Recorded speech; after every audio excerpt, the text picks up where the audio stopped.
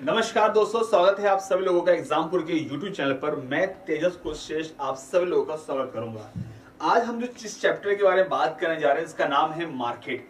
Market जिसे हम हिंदी बोलते हैं बाजार। आमतौर पे हम लोग बाजार एक ऐसी पद्धति है जो कहीं ना कहीं खासकर से किसी भी देश में कि कहीं भी बाजार बहुत ही रोल प्ले करता है, क्योंकि अर्थव्यवस्था की बात हम करते हैं। जब हम बात करते हैं देश की अर्थव्यवस्था की बात करते हैं तो उसमें भी बहुत बड़ा रोल प्ले करता है, वो है बाजार। तो बाजार क्या है, बाजार के बारे में, इन सभी चीजों के बारे में मैं आप लोगों से आज यहाँ पर चर्चा करूंगा। तो क्या है बाजार? सबसे पहले बाजार एक ऐसी जगह है जहां पर कहा जाता है कि खरीदने वाला और बेचने वाला दोनों एक ही जगह आकर मिलते हैं और अपने सामान का या सेवाओं का आदान प्रदान करते हैं। ध्यान से सुनिएगा मैं क्या कहना चाह रहा हूं। बाजार क्या है? बाजार कुछ भी हो सकता है। आमतौर पे हम लोग सुनते हैं कि क्या हम मार्केट जाएंगे, तो उसी मार्केट को देखते हुए चीजों को यहां पर रखा गया है। तो जैसे मैंने आप लोगों के सामने कहा कि मार्केट बाजार जहां पर बायर और सेलर एक जगह जहां पर वो अपने सामान का खरीदते बेचते हैं, उसको हम यहां पर बाजार से यहां पर शोभित करते हैं। इसी तरीके से हम उसको मार्केट शब्द का इस्तेमाल किया जाता है। अब हमें यह समझना है कि हमारे देश में मार्केट कितने तरीके का होता है। जी हां, मार्केट हमारी अर्थव्यवस्था के अंदर कितने तरीके का बाजार हमारे यहां होता है। तो अगर उस पर थोड़ा बात कर लेते हैं। देखिए, हिंदुस्तान में मतलब देश के अंदर बाजार को दो भागों में वर्गीकरण किया गया है। पहला है ऑर्गेनाइज मार्केट, जिसको हम क्या बोलते हैं, संगठित बाजार। ठीक है।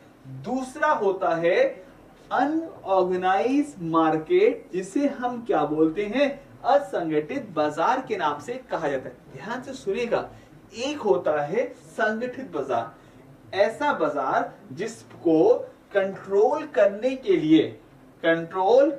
लिए कुछ विनियामक संस्थाएं हैं, जिसे हम बोलते हैं रेगुलेटरी बॉडी। अभी हम बात करेंगे वो कौन कौन से रेगुलेटरी बॉडी हैं।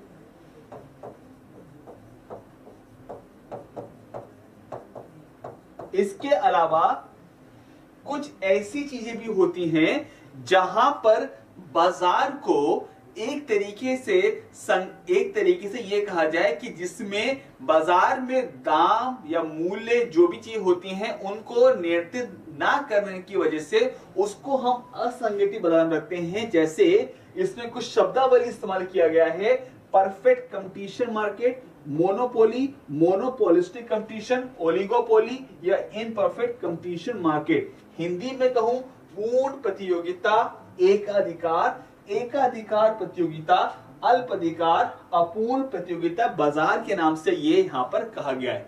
वहीं पर जब हम ऑर्गेनाइज मार्केट के बारे में बात करते हैं तो यहां पर बाजार की जो शब्दावली रखी गई है, जैसे मैंने आपसे कहा मुद्रा बाजार, जिसको हम हिंदी में बोलते हैं मनी मार्केट। वहीं पर दूसरा बाजार है जिसे हम बोलते हैं कैपिटल मार्केट, हिंदी में बोलते हैं पूंजी बाजार। तो एक हो गया हमारा मनी मार्केट और दूसरा हो गया हमारा कैपिटल मार्केट। जब आप मनी मार्केट की बात करते हैं, मनी मार्केट और कैपिटल मार्केट, इन दो बाजार में क्या अंतर होता है, इसके बारे में आज मैं आप लोगों के सामने थोड़ी सी चर्चा करना चाहता हूं। तो आइए शुरुआत करते हैं इन बाजार के वर्गीकरणों के आधार पर किस तरीके से बाजार को यहां पर दिखाया गया है। ठीक है, तो चलिए बात करते हैं। सबसे पहले अगर हम बात करते हैं मनी मार्केट के बारे में, मनी मार्केट एक ऐसा मार्केट जिसे हम क्या बोलते हैं, शॉर्ट टर्म मार्केट। कैसा मार्केट होता है? शॉर्ट टर्म मार्केट होता है। वहीं पर जो कैपिटल मार्केट होता है, इस कैपिटल मार्केट को बोलते हैं लॉन्ग टर्म मार्केट, मतलब लंबी अवधि का बाजार। ठीक है, या लंबी अवधि का बाजार कह सकते हैं। तो इस तरीके से बाजार को रखा गया है। जब हम मनी मार्केट के बारे में बात करते हैं, मनी मार्केट के कुछ सेगमेंट हैं। वो कौन कौन सेगमेंट है? पहला है आपका कॉल मनी, क्या होगा अभी बात करेंगे। उसके बाद आपका आता है ट्रेजरी बिल, जिससे हम बोलते हैं टी बिल्स के नाम से। उसके बाद आपका आता है कॉमर्शियल पेपर, फिर आपका आता है सर्टिफिकेट ऑफ डिपॉजिट। फिर ये वो तमाम चीजें जो हैं वो मनी मार्केट के अंतर्गत इनको यहां पर दर्शाया गया है। वहीं पर कैपिटल मार्केट, ध्यान से सुनिएगा, capital market, capital market primary market, secondary market, IPO, BSC, NSC, और इसको कौन देखता है? सेबी। तो मनी मार्केट को रेगुलेट कौन करता है? भारतीय रिजर्व बैंक। वहीं पर जो शेयर मार्केट, आपने सुना होगा शेयर बाजार के बारे में, जहां पर शेयर के दाम नीचे जाते हैं या बढ़ते हैं, तो उसे हम बोलते हैं आपका कैपिटल मार्केट, जिसको सेबी द्वारा उसको नियुक्त किया जाता है security exchange board of India. तो primary market, secondary market, IPO, BSC, NSC, इस सभी मार्केट को इसके अंतर्गत इसको दर्शाया गया है। आई होप सो आप सभी को मेरी बात यहां पर क्लियर लग रही होगी। ठीक है, अब हम बात करते हैं मनी मार्केट के बारे में। क्या है मनी मार्केट? मनी मार्केट, जैसे मैं आपसे कहा कि मनी मार्केट एक कैसा मार्केट है? Short term market.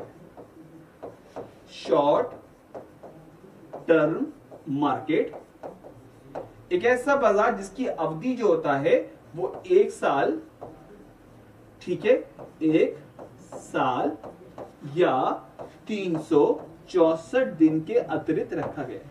ठीक है, अगर आप बात करते हैं तरलता के बारे में, तरलता जिसको इंग्लिश में बोलते हैं लिक्विडिटी, ठीक है, या फ्लो ऑफ मनी, ठीक है, जो सबसे ज्यादा, ध्यान से सुनेगा, सबसे ज्यादा कहां दिखने को मिलती है? मनी मार्केट के अंदर दिखने को मिलती है। ठीक है, इसी क्रम अनुसार जो सबसे पहले हमारे सामने आता है, जिसे हम बोलते हैं कॉल मनी। क्या बोलते हैं? Call money. Call money market क्या होता है, इसके बारे में थोड़ा सा बात कर लेते हैं। देखिए, जैसे हम बोलते हैं कॉल मनी मार्केट, भारतीय अर्थव्यवस्था में जिसका सबसे बड़ा रोल रहा है खासकर से, वो रहता है हमारे बैंकों का। शायद आप जानते होंगे कि बैंक जो होते हैं वो हमारे इकोनॉमी के क्या होते हैं? पिलर होते हैं, मतलब स्तंभ होते हैं, जिसके आधार पर हमारी देश की अर्थव्यवस्था चलती है। भारतीय रिजर्व बैंक, जिसको हम आरबीआई के नाम से बोलते हैं, हम ये भी जानते हैं कि आरबीआई द्वारा कुछ नियम बनाए गए हैं, जिन नियमों के आधार पर यह कहा गया है कि बैंक को 2 चीजें, CRR जिसे हम बोलते हैं कैश रिजर्व रेशियो, और SLR जिसे हम बोलते हैं स्टैच्यूटरी लिक्विडिटी रेशियो के नाम से ये जाना गया। ध्यान से सुनेगा मैं क्या कहना चाह रहा हूं। CRR जिसे हम बोलते हैं कैश रिजर्व रेशियो, नकद राजस्व अनुपात, ठीक है, और स्टैच्यूटरी लिक्विडिटी रेशियो संवैधानिक तरलता अनुपात। CRR क्या कहा जाता है? CRR ये होता है कि बैंक के पास जितना भी उसके पास पूंजी होती है, पूंजी मतलब जमा पूंजी, एक जमा पूंजी जिसको एक टर्म दिया जाता है NDTL। NDTL का मतलब होता है नेट डिमांड टाइम लायबिलिटीज, जिसमें current account, saving account, RD और एफडी, ये शायद आप लोगों ने सुना होगा कि बैंकिंग के अंतर्गत इन खातों को रखा जाता है।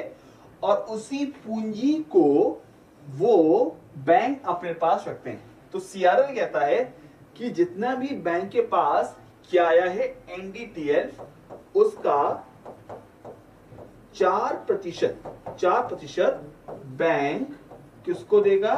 भारतीय रिजर्व बैंक को देगा, वो भी नकद या कैश की फॉर्म में।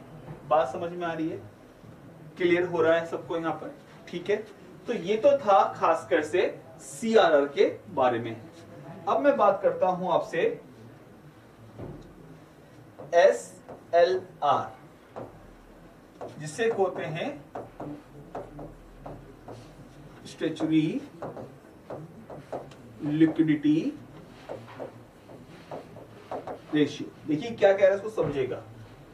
संवैधानिक अनुपात, संवैधानिक तरलता अनुपात, ये क्या होता है उसको समझते हैं। ठीक है, भारतीय रिजर्व बैंक ने बैंकों के लिए कहा गया है कि आप अपने पास, मतलब maintain itself in form of cash, gold और गवर्नमेंट सिक्योरिटीज।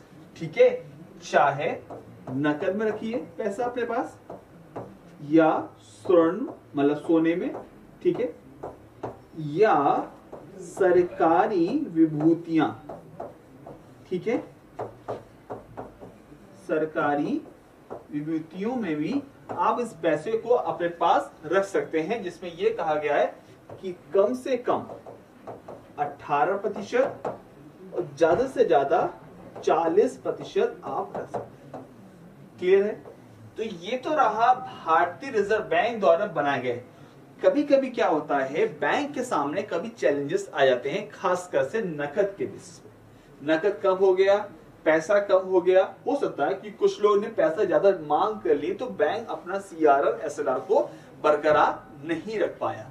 अब उसको बरकरार ना रखने के कारण क्या होगा, एक समस्या पैदा होगी, संकट पैदा हो गया कि किस तरीके से चीजों को बरकरार रखा जाए। इस कड़ी में रिजर्व बैंक ऑफ इंडिया द्वारा बैंकों के आपस में लेन देन के लिए, ध्यान से सुनेगा, बैंकों के आपस में लेन देन के लिए या बैंक जैसे अन्य वित्तीय संस्थाएं वो बैंकों को कुछ दिन, एक दिन से ज्यादा दिन के लिए या 1 साल तक के लिए ऋण मुहैया करा सकती है। ऐसी व्यवस्था को भारत के, या ये कहा जाए भारत के अर्थव्यवस्था के अंदर कहा जाता है, क्या बोला जाता है, कॉल मनी। जी हां, इसे हम कॉल मनी नामक से यहां पर बात करते हैं। तो कॉल मनी एक ऐसा होता है जिसमें इंटर बैंक, मतलब एक अंतर बैंक कॉल मनी, जिसमें एक बैंक उसको उधार देता है और दूसरा, या ये कहा जाए कि आखिर में इस पैसे की डिमांड, मतलब मांग कौन कर रहा है, तो हम समझ रहे हैं मांग कर रहे हैं बैंक, लेकिन वहीं पर इस पैसे को दे कौन रहा है, ये भी जानना अति आवश्यक है कि आखिर में इन पैसे को दे कौन रहा है। तो कौन दे रहा है, मतलब सप्लाई कौन कर रहा है, आपूर्ति कौन कर रहा है। अगर हम इसके बारे में थोड़ा सा बात करते हैं तो बैंक, ऐसे बैंक भी हैं जिनके पास तरलता ज्यादा है, बैंक हो गया। इसके अलावा, बैंक के अलावा जैसे हमारे बैंक हो गया, इसके अलावा हमारे कुछ वित्तीय संस्थाएं जैसे इंश्योरेंस कंपनी, ठीक है, insurance company, mutual fund company. ये देखिए होता क्या है, मनी मार्केट में जो पैसा लगाया जाता है, जैसे इंश्योरेंस कंपनी है, हम जानते हैं कि insurance company, mutual fund company हमें रिटर्न देती है, लेकिन रिटर्न देंगी कैसे, जब उस पैसे को वो किसी बाजार में लगाएंगी।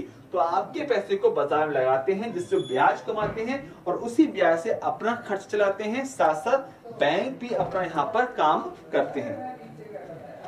मेरी बात समझ में आ रही है आप लोगों को?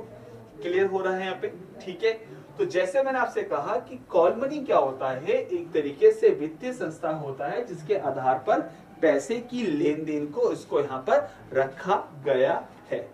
ठीक है, क्लियर हो रहा है। तो जैसे मैंने आपसे कहा कि पैसे का उधार जो होता है वो उसको यहाँ पर रखा गया है। अब कॉल मनी को 3 हिस्सों में बंटवारा किया गया है। कॉल मनी, अगर आप कॉल मनी टर्म बोलेंगे तो अगर आप बैंक से एक दिन के लिए या किसी से एक दिन के पैसा लेंगे उसको कॉल मनी बोलेंगे। उसके बाद आपका आता है टर्म मनी जो 2 से 14 दिन के लिए होगा। फिर आपका आता है, ये आएगा आपका नोटिस मनी और ये आपका आएगा टर्म मनी जो 15 से 364 दिन के लिए रखा गया है। ठीक है, क्लियर है। तो जैसे मैंने आपसे कहा कि भारत की अर्थव्यवस्था के अंदर एक तरीके से अगर पैसे की तरलता कम या ज्यादा होती है तो उसको बरकरार रखने के लिए इसको यहां पर जोड़ा गया। क्लियर है यहाँ पे। अब हमें यह भी समझना है कि आखिर में जो लेने वाला है, मतलब जो पैसा ले रहा है और दूसरा जो पैसा दे रहा है, उनमें कोई ना कोई रेट तो डिसाइड होता होगा। जी हाँ, कोई ना कोई रेट तो डिसाइड करता होगा। तो उस बॉडी जो रेट डिसाइड करती है उसे हम क्या बोलते हैं, मी बोर। मी बोर, इसकी फुल फॉर्म है Mumbai inter bank offer rate के नाम से उसको यहां पर जाना जाता है। Mumbai inter bank offer rate के नाम से उसको यहां पर आपका जाना जाता है। ठीक है, क्लियर है यहाँ पे सबको? क्लियर है यहाँ पे सभी लोगों को? ठीक है, चलो। तो ये तो रहा मुंबई इंटरबैंक ऑफर रेट के नाम से, जिसके बारे में हम यहाँ पर बात कर रहे हैं। नेक्स्ट है ट्रेजरी बिल। ट्रेजरी बिल जिसको हम सरकारी विभूति या गवर्नमेंट सिक्योरिटीज के नाम से भी जानते हैं। ठीक है, गवर्नमेंट सिक्योरिटीज या सरकारी विभूति। ट्रेजरी बिल्स के बारे में यह कहा जाता है कि ट्रेजरी बिल जो होते हैं वो एक तरीके से भारत सरकार के बिहाफ पर आरबीआई द्वारा उसको इश्यू किया जाते हैं। ध्यान से सुनेगा, भारत सरकार के बिहाफ पर आरबीआई द्वारा इसको इश्यू किए जाते हैं, उन्हें हम क्या बोलते हैं, ट्रेजरी बिल्स, या इसको गवर्नमेंट सिक्योरिटीज के नाम से भी कहा जाता है। अब हमें यह समझना है कि इन ट्रेजरी बिल्स को खरीदता कौन है। तो इनको खरीदने वाला बाय, जैसे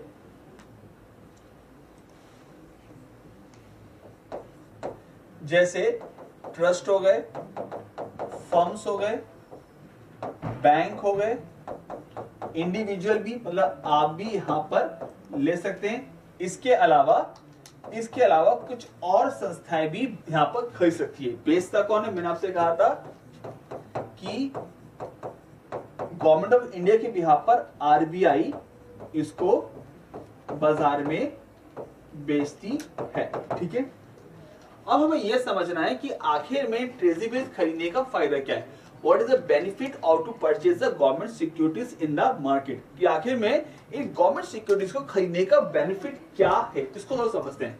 पहली बात, ट्रेजरी बिल 3 तरीके के होते हैं, 91 डेज, 182 डेज और 364 डेज के होते हैं आपके ट्रेजरी बिल्स को यहाँ पर आपका रखा गया है। तो जैसे मैंने आपसे कहा कि ट्रेजरी बिल्स जो होते हैं वो 3 तरीके के होते हैं, 91 दिन, 182 दिन और 364 दिन के अंतर्गत इसको यहाँ पर रखा गया है।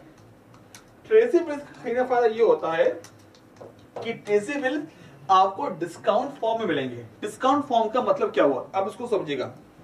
डिस्काउंट फॉर्म का खरीदने का मतलब ये हुआ, मान के चलिए एक ट्रेजरी बिल की फेस वैल्यू, मतलब जो उसकी वैल्यू है वो 100 रुपए है। आपने कितने में खरीदा? आपने खरीदा 90 रुपए में। ठीक है, डिस्काउंट वैल्यू हुई ये, मतलब एक ट्रेजरी बिल्स की वैल्यू जो 100 रुपए है, आपने खरीदा 90 रुपए में, उसको आपने यहां पर खरीदा। तो जब आपने उसको 90 रुपए में आपने उसको खरीदा तो 90, तो जब आप उसको वापस करोगे 91 दिन बाद, 91 दिन बाद जब उसको वापस करोगे तो आपको पूरी की पूरी फेस वैल्यू दिया जाएगा।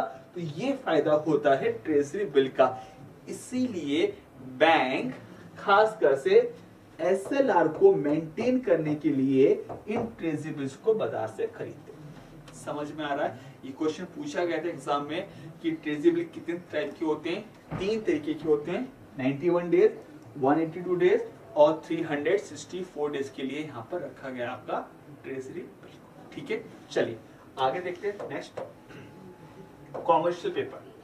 कॉमर्शियल पेपर जिसको हम हिंदी में बोलते हैं वाणिज्य पत्र के नाम से कहा जाता है। इसको समझिएगा, आपको समझ में आएगा क्या होता है कॉमर्शियल पेपर। देखिए, कॉमर्शियल पेपर का मतलब यहाँ पर बहुत साफ है, वाणिज्य। तो वाणिज्य मतलब यह है कि कहीं ना कहीं ये कॉमर्शियल एक्टिविटीज को आगे से प्रमोट करने के लिए यहाँ पर आपका बनाया गया। ठीक है, तो जैसे मैंने आपसे कहा कॉमर्शियल पेपर के बारे में, कॉमर्शियल पेपर बाजार में एक तरीके से अगर किसी पैसे की कमी होती है तो इस आधार पर एक तरीके से वो मार्केट से पैसा उठा सकता है।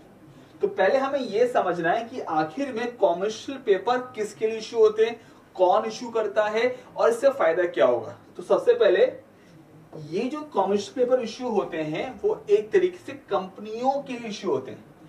ठीक है, ऐसी कंपनी जिनकी न्यूनतम या नेट वर्थ कैपिटल कम से कम कितनी होनी चाहिए, मिनिमम 4 करोड़ रुपए, कम से कम 4 करोड़ रुपए होगी तभी वो एक तरीके से कहा जाए नेट वर्थ 4 करोड़ होगी तभी। तो जैसे मैंने आपसे कहा कि आपका कॉमर्शियल पेपर के बारे में जब मैं आपसे बात करता हूं, शॉर्ट टर्म, ठीक है, कम अवधि के ये पेपर होते हैं जिसमें उन कंपनी के लिए होते हैं जिनके पास 4 करोड़। अब हमें यह समझना है कि कॉमर्शियल पेपर, जो कॉमर्शियल पेपर है वो इश्यू कौन करता है। तो इनको इश्यू करते हैं कुछ क्रेडिट रेटिंग एजेंसीज। कौन कौन से हैं, जैसे CRISIL, Iqra, care, S&P, Moody's. ये वो संस्थाएं हैं जो कॉमर्शियल पेपर्स को यहां पर इश्यू करते हैं। CRISIL, Iqra, care, S&P and Moody's. मेरी बात समझ में आ रही है आप लोगों को? Is it clear to everyone? Yes और नो? समझ में आ रहा है यहाँ पर? तो जैसे मैंने आपसे कहा ये वो संस्थाएं हैं जो एक तरीके से इश्यू करते हैं। अब हमें यह समझना है कि इस कॉमर्शियल पेपर का फायदा क्या होता है। मैं थोड़ा सा समझाना चाह रहा हूं आप लोगों को, समझिएगा। जब हम बाजार में जाते हैं और बैंक से थोड़ा लोन मांगते हैं, कि बैंक से कहते हैं कि आप हमें लोन दीजिए, तो बैंक आपसे कहता है कि आपका सिबिल स्कोर क्या है। सिबिल स्कोर, सिबिल स्कोर इसको हम बोलते हैं credit information bureau of India limited. Credit information bureau of India limited के नाम से कहा जाता है आपका सिबिल स्कोर को। सिबिल स्कोर जो होता है रिजर्व बैंक ऑफ इंडिया द्वारा 2000 में स्टार्ट किया गया था, जिसमें यह होता है कि किसी भी, आपने देखो किसी क्रेडिट कार्ड के लिए या लोन के लिए बैंक आपका सिबिल स्कोर आपसे पूछता है। तो सिबिल स्कोर जो एक तरीके से क्या होता है, किसी भी इंडिविजुअल के लिए जो पैन कार्ड होता है, पैन कार्ड से उसका सारा डेटा निकल आता है कि उसने किसी बैंक से डिफॉल्ट तो नहीं किया है। मान लीजिए आपने किसी बैंक से लोन लिया, डिफॉल्ट किया,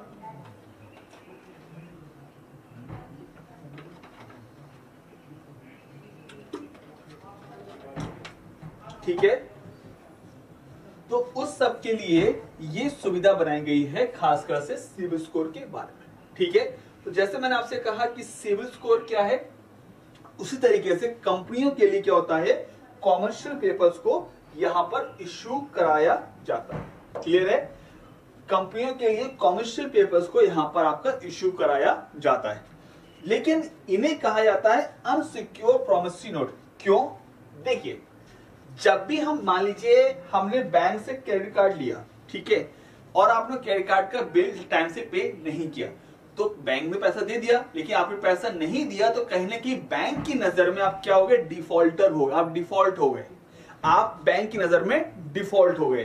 तो उस डिफॉल्ट के से हटने के लिए ये जो व्यवस्था है, ध्यान से सुनिएगा, इस तरीके से व्यवस्था है कि इसमें उन्होंने कंपनी ने प्रॉमिस कर दिया कि भैया ठीक है मैं इस तारीख को इतना पैसा मैं आपको दे दूंगा, लेकिन कंपनी नहीं दे पाई, इसीलिए उसको कहा गया है आपका कॉमर्शियल पेपर। ठीक है, तो ये 1990 में ये इसको लाया गया था। ठीक है, 1990 में इसको यहां पर इंट्रोड्यूस आपका कराया गया था।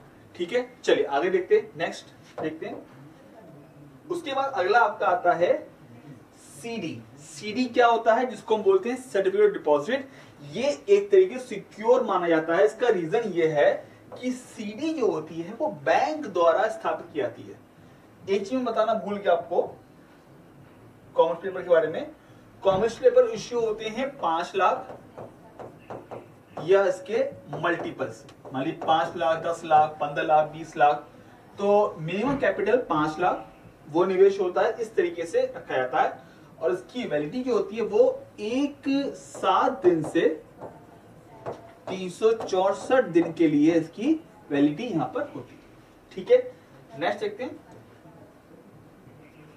सीडी, जिसको हम बोलते हैं सर्टिफिकेट और डिपॉजिट के नाम से कहा जाता है। सीडी एक तरीके से निगोशिएबल इंस्ट्रूमेंट होता है, जिसको यह कहा जाता है कि ये सिक्योर होता है क्योंकि बैंक द्वारा इसको स्थापित किया जाता है। इसके अलावा CD can be issue bye scheduled commercial bank, RBI इसको नहीं करता है, और कुछ वित्तीय संस्था है वो इसको इश्यू करती हैं आपके सीडीज को। ठीक है,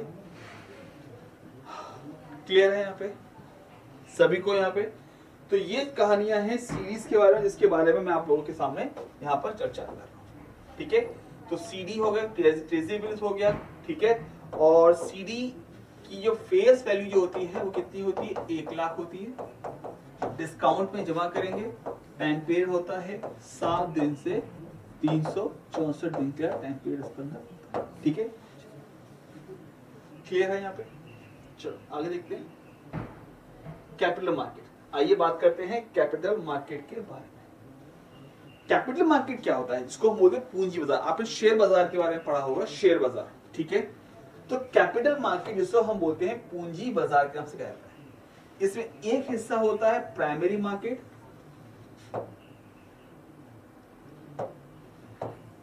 एक हिस्सा होता है प्राइमरी मार्केट, दूसरा हिस्सा होता है आपका सेकेंडरी मार्केट। प्राइमरी मार्केट क्या होता है, प्राइमरी मार्केट मतलब होता है एक ऐसा बाजार जहां पर पहली बार सिक्योरिटीज को उतारा गया है। ध्यान से सुनेगा, primary market is a market the first time, पहली बार सिक्योरिटीज को बाजार में उतारा गया है, उसे हम क्या बोलते हैं, प्राइमरी मार्केट के नाम से कहा जाता है। वहीं पर सेकेंडरी मार्केट क्या होता है कि जो पहले से प्राइमरी मार्केट में उतारी गई है उन्हीं सिक्योरिटीज को बाजार में खरीदना। अब देखिएगा, जैसे मान लीजिए मैंने कुछ चीज को खरीदा फर्स्ट टाइम, ठीक है, मतलब पहली बार कोई चीज फ्रेश सिक्योरिटी है उसको पहली बार खरीदा गया, तो उससे मैं बोलूंगा प्राइमरी मार्केट। सेकेंडरी मार्केट क्या होता है, जैसे आपने सुना होगा सेकंड हैंड कार। तो सेकंड हैंड कार क्या होती है कि आपने पहले वो कार चलाई थी, फिर आपने वो कार किसी और को बेच दी। लेकिन इस बाजार में क्या होता है कि कुछ लोग क्या होते हैं कि ज्यादा प्रॉफिट कमाने चक्कर में, या फिर उनको डर लगता है कि कहीं ना कहीं इसके प्राइस नीचे जा रहे हैं तो उसको बेच दो, इसी तरीके से सेकेंडरी मार्केट को रखा गया है। तो प्राइमरी मार्केट फर्स्ट टाइम, पहली बार, ठीक है, मतलब एक फ्रेश सिक्योरिटी तो मार्केट में उतारा गया है। वहीं पर सेकेंडरी मार्केट जो होता है वो एक तरीके से ये कहा जाता है कि जो पहले से खरीदी गई है उन्हीं को किसी और के द्वारा उसको वहां पर बेचना। ठीक है, तो ये है आपका प्राइमरी मार्केट और सेकेंडरी मार्केट के बारे में। क्लियर है, अब आगे देखते हैं। अब यहां पर कुछ इश्यूज दिखे। इश्यूज मतलब होता है यहां पर, एक है पब्लिक इशू। पब्लिक इशू मतलब जनता के लिए। राइट इशू जो सिर्फ और सिर्फ जो कंपनी के एग्जिस्टिंग शेयर होल्डर हैं, मतलब पहले से जो कंपनी के पहले से क्या हैं, शेयर होल्डर हैं, उनके लिए राइट इशू को इशू किया गया है। वहीं पर प्रेफरेंस इशू क्या होते हैं, जिसमें कंपनी जो होता है प्रेफरेंस अपने, ठीक है, मतलब ये एक तरीके से कहा है प्रेफरेंस इशू का मतलब ये होता है कि यहां पर कंपनी जो होती है, दो तरह के इशू होते हैं। एक होता है ऑर्डिनरी इशू, जिसको हम क्या बोलते हैं, इक्विटी भी बोला जाता है, इक्विटी भी कहा जाता है, और दूसरा होता है आपका प्रेफरेंस इशू। थोड़ा बात कर लेते हैं ऑर्डिनरी इशू और इक्विटी इश्यूज के बारे में। देखिए, शेयर, आपने बाजार में शेयर सुना होगा, दो तरीके शेयर होते हैं। एक होता है इक्विटी शेयर, जिसको बोलते हैं फ्रैक्शनल ओनरशिप, मतलब हिस्सेदारी होती है, ठीक है। दूसरा होता है प्रेफरेंशियल इशू, सबसे पहले, ठीक है, इसको समझते हैं। इसमें तो आपको एक मालिकाना हक मिल रहा है, कंपनी के अंदर आपको मालिकाना हक दिया जा रहा है, ठीक है। इसमें और इसमें अंतर क्या है, इसमें होता है कि कंपनी का फायदा तो आपका फायदा, कंपनी का नुकसान तो आपका नुकसान। इक्विटी मतलब बराबर की हिस्सेदारी, ठीक है। जैसे मैं आपसे कहा कि कंपनी आपको मालिकाना हक, जितने आपके शेयर होंगे उतने मालिकाना हक कंपनी में आपका यहां पर होगा। वहीं पर जो प्रेफरेंशियल इश्यूज जो होते हैं, जिसमें यह कहा जाता है कि इसमें लाभांश, लाभांश समझते हैं ना, इसको हम बोलते हैं इंग्लिश में डिविडेंड। डिविडेंड जो होता है वो फिक्स रहता है, डिविडेंड जो होता है वो क्या रहता है आपका, फिक्स रहता है। तो डिविडेंड फिक्स रहता है, जिसको हम क्या बोलते हैं, लाभांश के तरीके से उसको यहां पर आपका जोड़ा गया है। तो जैसे मैंने आपसे कहा कि इक्विटी शेयर, जिसको हम क्या बोलते हैं, एक तरीके से यहां पर कंपनी मालिकाना हक, मालिकाना हक जो आपको देती है कि कंपनी का फायदा तो आपका फायदा, कंपनी का नुकसान तो आपका नुकसान। वहीं पर जो प्रेफरेंशियल इश्यू जो होते हैं, जिसको हम क्या बोलते हैं, लाभांश कहा जाता है, मतलब एक तरीके से ये कहा जाए, ध्यान से सुनेगा, एक तरीके से इसको ये कहा जाए कि इसमें जो लाभांश वो फिक्स रहता है, चाहे कंपनी नुकसान में हो फायदे में हो, उससे कोई मतलब नहीं है। तो इस तरीके से चीजों को यहां पर आपका रखा गया है। क्लियर है यहाँ पे सभी लोगों को, ठीक है, बात समझ में आ रही है यहाँ पर, ठीक है। तो ये रहा आपका शेयर। अब यहां पर एक जो लिखा है आईपीओ, आईपीओ और एफपीओ, ये दो शब्द हैं, शायद आपने सुना होगा। कोई भी कंपनी, आईपीओ जो होता है, जो कंपनी पहली बार मार्केट में आ रही है, जो पहले कभी लिस्टेड नहीं थी। अगर कंपनी लिस्टेड नहीं थी और मार्केट में लिस्टेड होना चाहती है, तो सबसे पहले क्या उतारेगी, अपना इनिशियल पब्लिक ऑफर, जिसे हम क्या बोलते हैं, आईपीओ के नाम से उसको यहां पर कहा जाता है।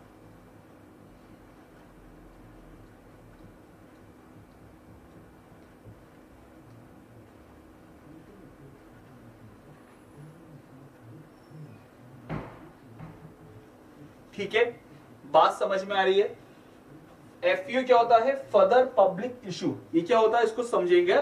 जो पहले से ही कंपनी लिस्टेड है, लेकिन वो नई सिक्योरिटीज को बाजार में उतारे, नई सिक्योरिटीज को बाजार में उतारे, उसे हम क्या बोलेंगे, फर्दर पब्लिक ऑफर, एफयू नाम से उसको यहां पर कहा जाएगा। तो एक होता है आईपीओ, इनिशियल पब्लिक ऑफर, दूसरा होता है एफयू, फर्दर पब्लिक ऑफर के नाम से उसको यहां पर कहा जाता है। क्लियर है। और राइट इशू जो होते हैं वो उन्हें मिलते हैं जो पहले से कंपनी के क्या है, शेयर होल्डर है, ठीक है, उन्हीं को ही कंपनी शेयर अपने बेचती है, उसे हम क्या बोलते हैं, राइट इशू। ठीक है, चलिए आगे बात करते हैं। इधर आईपीओ एफपीओ के सामने अब बात करते हैं। आपने शायद सुना होगा दो स्टॉक एक्सचेंज हैं, ठीक है, बीएससी और एनएससी, बॉम्बे स्टॉक एक्सचेंज और नेशनल स्टॉक एक्सचेंज।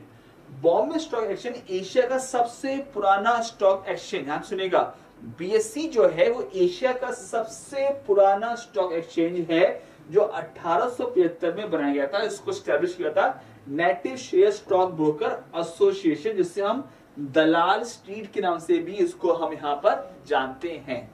इसमें लगभग 5,500 से ज्यादा कंपनियां क्या हैं, लिस्टेड हैं, और इसका जो इंडेक्स है वो क्या है आपका सेंसेक्स।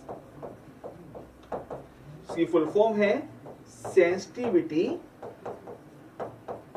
इंडेक्स। वहीं पर एनएससी उसको बोलते हैं नेशनल स्टॉक एक्सचेंज, जो 1992 में बनाया गया था। ठीक है, एनएससी। और एक चीज और है, बीएससी देता है टॉप 30 कंपनीज के इंडेक्स को शो करता है, और एनएससी जो होता है जिसको इसका इंडेक्स है निफ्टी। निफ्टी मतलब नेशनल 50, ये इसका इंडेक्स है जो टॉप 50 कंपनीज को इसका इंडेक्स को शो करता है। ठीक है, टॉप 50 कंपनीज के इंडेक्स को शो करता है। ठीक है, तो ये रहा आपके सामने आज की क्लास, जिसके बारे में हमने चर्चा की है। एनएससी, बीएससी, ये तमाम चीजें जो आपके सामने हैं। ठीक है, आई होप आपको समझ में आएगा। अगली क्लास में हम सेबी थोड़ा बात कर लेते हैं। सेबी हो रहेगा आपका। सेबी जो 1992 में एक संवैधानिक संस्था बनाई गई थी, इसका हेडक्वार्टर कहां पर है आप सब जानते हैं, इसका मुंबई में हेडक्वार्टर है। मेरा क्वेश्चन ये है कि सेबी के चेयरमैन का नाम बताइए। सेबी के चेयरमैन का नाम बताइए। ये क्वेश्चन आप लोगों के लिए है। सब लोग बताइए ये क्लास कैसे लगी।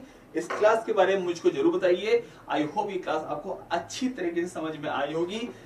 इसी तरह की वीडियो के लिए एग्जाम को चैनल जुड़े रहिए, चैनल को सब्सक्राइब करिए, और नए ऑफरों पे आपको जो वैलिडिटी मिली है उसका आनंद उठाइए और पढ़ाई करते रहिए। बहुत बहुत धन्यवाद। Thank you so much. Bye bye.